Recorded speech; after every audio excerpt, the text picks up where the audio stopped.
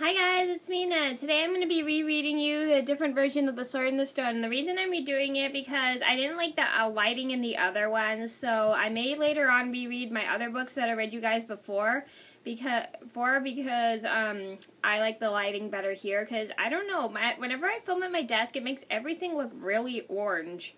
I don't know why. It's just the weirdest thing. Maybe it's the lighting or something. So I'm going to be rereading you. Wow, it's in focus. The Sword and the Stone. Here's what the inside of the book looks like.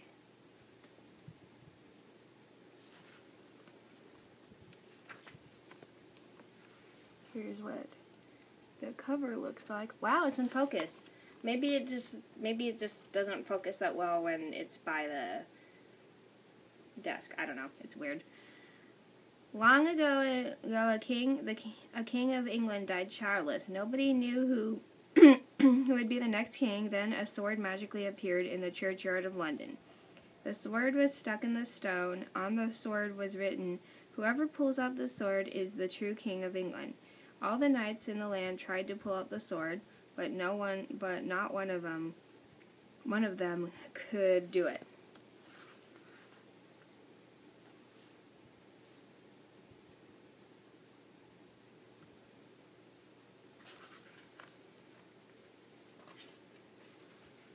So everyone forgot about the sword. People went on with their lives.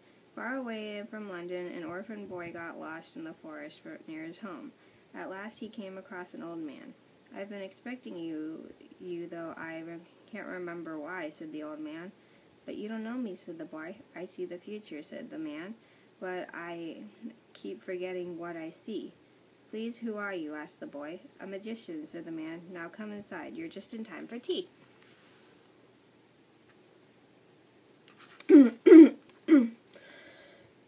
Sorry about that. I don't know why my voice was like that. The old man poured out 2 cups of tea. "I'm Merlin," he said. "Who are you?" "I'm Arthur," said the boy, "but everyone calls me Wart. Are you really a magician?" "Of course," said Merlin. "Watch." He waved his wand and said sugar. At once the sugar bowl dumped 3 spoons of sugar in Wart's cup.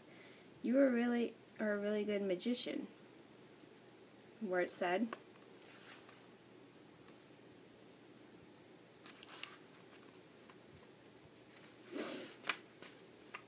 Then Wart met Merlin's owl. Sorry about that. The owl's name was Archimedes.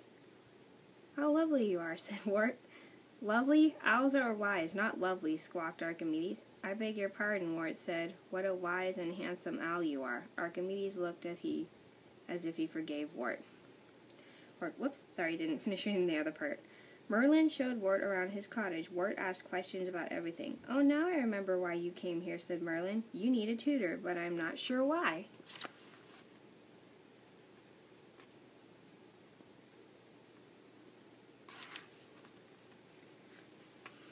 "I do need a tutor," said Wart. "I haven't had one in ages." "Then I'll come home with you and be your tutor," said Merlin. "I can leave right now."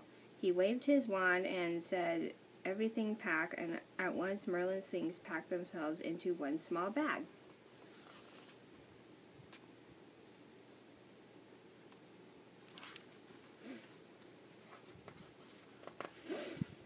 Wart lived in a castle with his foster father, Sir Ector, and his foster brother, Kay.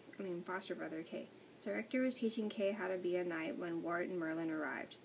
"Where have you been, Wart?" scolded Sir Ector. "And who's that with you?" "This is Merlin," said Wart.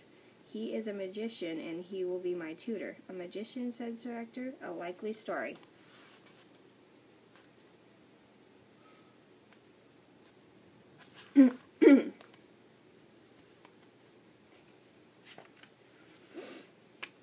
"You doubt me?" said Merlin.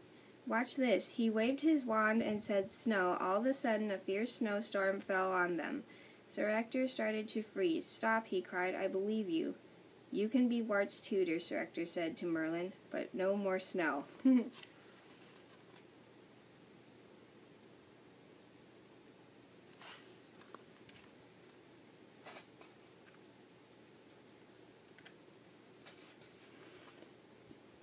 Merlin and his owl moved into the castle. Merlin tutored Wart in the tower each day. Sometimes he used magic to teach the boy. Learning is not just from books, he said. One day Merlin asked Wart, "How would you like to be a bird?" Wart thought of flying up in the sky. "I would love it," Wart said.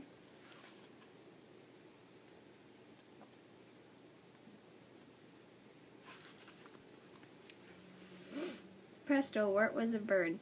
He had a wonderful time flying around the castle. Suddenly he saw a big, hungry hawk. The hawk was coming straight at him. Wart flew for his life. The hawk chased after him. "Help, Merlin!" cried Wart.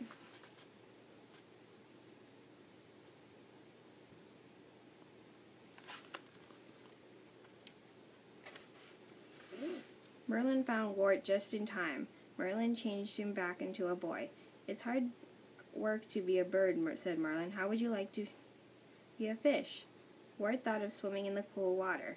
"I would love to be a fish," he said. Merlin waved his wand, and presto, Wart was a little fish.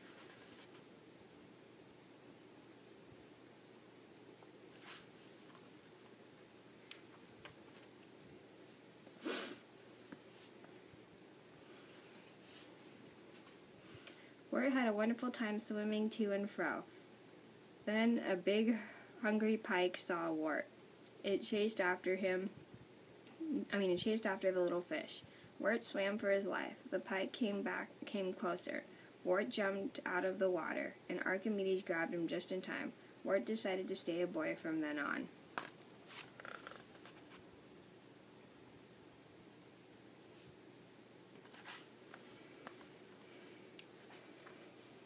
One day a messenger came from London. Sir Ector read the notice.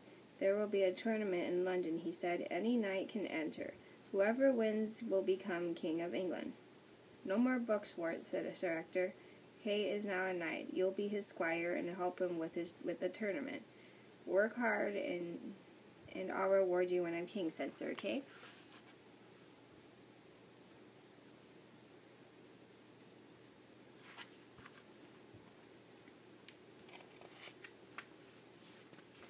So Wart got Kay's things ready for the tournament. He polished Kay's helmet, and then he cleaned Kay's sword. At last, it was time to leave for London. Merlin watched everyone go, then he sent Archimedes along to keep an eye on things.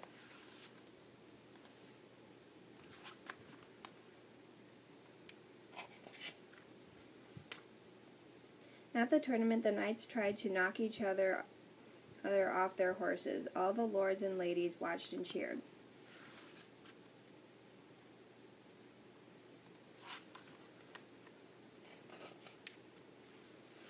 Sir Kay waited for his turn to fight. "Are you ready, Kay?" asked Sir Ector. "Where's your sword?" "Oh no," cried Wart. "It's back in the inn. I forgot to bring it." "You idiot," screamed Kay. "Fetch my sword at once." Wart ran to the inn as fast as he could.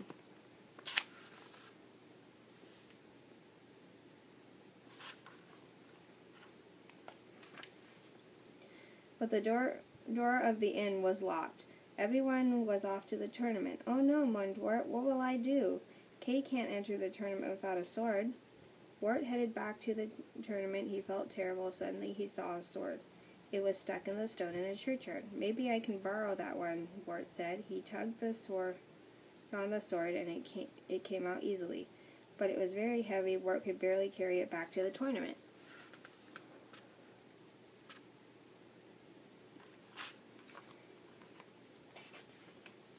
Wart handed the sword to Kay. "That's not my sword," said Kay.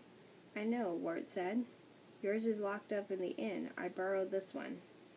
"Look, there's writing on it," said Sir Ector. The writing said, "Whoever pulls out this sword is the true King of England."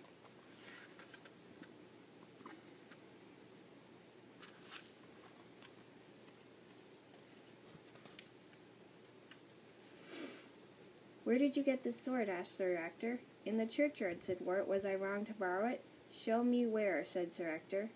Wart led the way back to the churchyard. The lords and knights followed him. Sir Ector put the sword back in the stone. "Now who can pull out the sword?" he asked.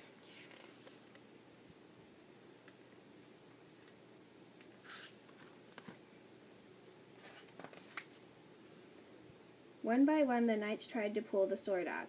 They pulled and yanked and tugged. The sword wouldn't budge.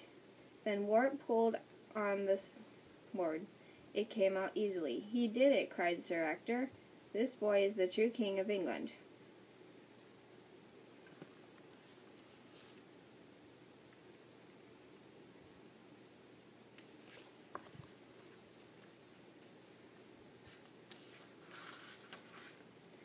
"Long live King Arthur," cheered Kay and Sir Ector, for of course they could no longer call the boy Wart.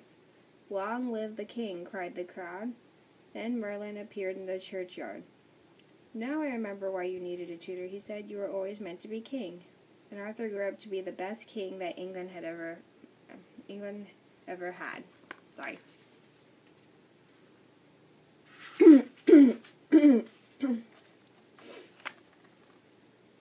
Okay, so I hope you guys like this area better for reading books, because I think my desk doesn't show the true color of the pictures in the books.